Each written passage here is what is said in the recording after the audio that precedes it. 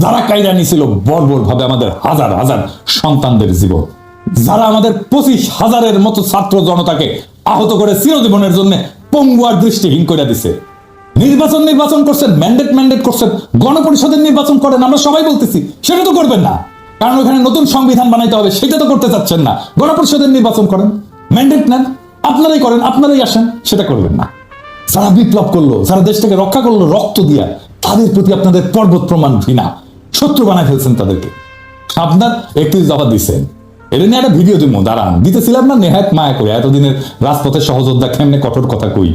সব জায়গায় এই আওয়ামী দুর্বৃত্তগুলোর সাথে, ফ্যাসিবাদের এনাবেলারের সাথে বিএনপির খাতির দেখেন, একসাথে ঝাঁপে পড়েছে শফিকের উপরে। জনতারে চাটায়েন না, আপনাদের কিন্তু ভারতেও জায়গা হবে না, মনে রেখেন কথাটা। অবশ্য আপনাদের মধ্যে রয়্যাল এজেন্ট যারা আছে তাদের জায়গা দিতে পারে। আওতার সাহেব তো বলছে বিএনপির মধ্যে রয়্যাল লোক আছে, জানেন তো, দেখেন ওই কি বলছেন।